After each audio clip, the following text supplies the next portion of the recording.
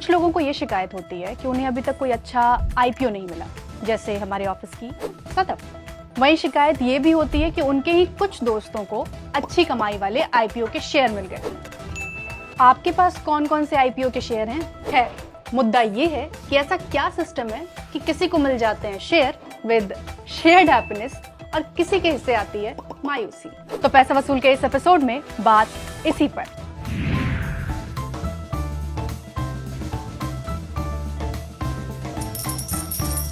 तो इन दिनों हालात ऐसे हो गए हैं कि हर दूसरा शख्स आईपीओ में इन्वेस्ट कर रहा है। वजह है अच्छे रिटर्न्स का चस्का। आईपीओ में इन्वेस्ट करो, लिस्टिंग हो जाने पर फटाफट अपने शेयर बेचो और प्रॉफिट कमाओ। लेकिन ऐसे भी लोग हैं जो आईपीओ में पैसे लगाते लगाते थक जाते हैं पर उन्हें शेयर नहीं मिलते। उनकी ये शिकायत रहती है कि आईपीओ उन्हें मिलता क्यों नहीं। तो अगर आप भी ऐसे लोगों में शामिल हैं या आपकी भी इच्छा होती है कि आईपीओ में पैसे लगाएं, तो आपको ये जरूर जानना चाहिए कि आखिर आईपीओ के अलॉटमेंट या आईपीओ के जरिए शेयर मिलते कैसे हैं। सामान्य तौर पर जब आप किसी कंपनी का शेयर खरीद रहे होते हैं तब आप इसे सीधे कंपनी से नहीं खरीद रहे होते, बल्कि एक ऐसे शख्स से खरीद रहे होते हैं जिसके पास ये पहले से ही है। ये सेकेंडरी मार्केट कहलाते हैं। खैर, सेकेंडरी मार्केट के बारे में बात फिर कभी। पहले ये समझते हैं कि प्राइमरी मार्केट यानी आईपीओ क्या होता है। दरअसल आईपीओ में कंपनी पहली बार अपने शेयर को पब्लिक के लिए ऑफर करती है, इसीलिए इसे इनिशियल पब्लिक ऑफरिंग या आईपीओ कहते हैं। इस प्रोसेस के जरिए कंपनी अलग अलग कैटेगरी के इन्वेस्टर्स को शेयर जारी करती है।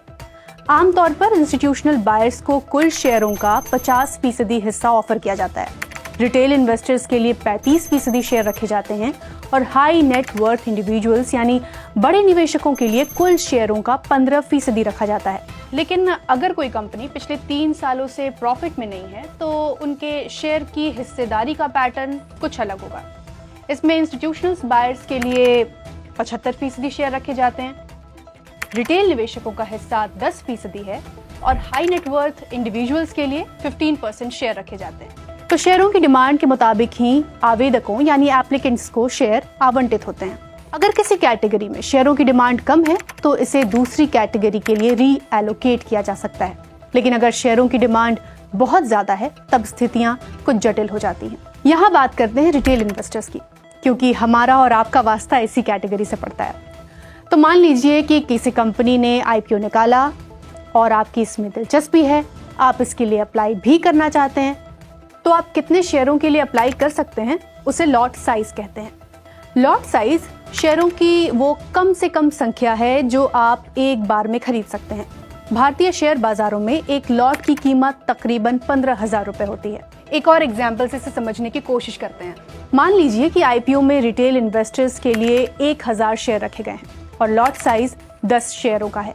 इसका मतलब है कि कुल मिलाकर 100 लॉट ही हैं जिनके लिए रिटेल इन्वेस्टर्स दावेदारी कर सकते हैं।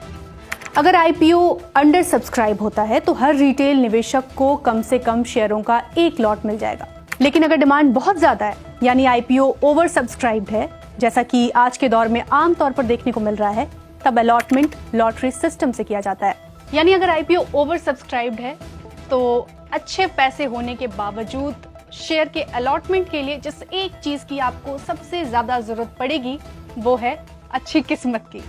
पैसा वसूल के इस एपिसोड में इतना ही।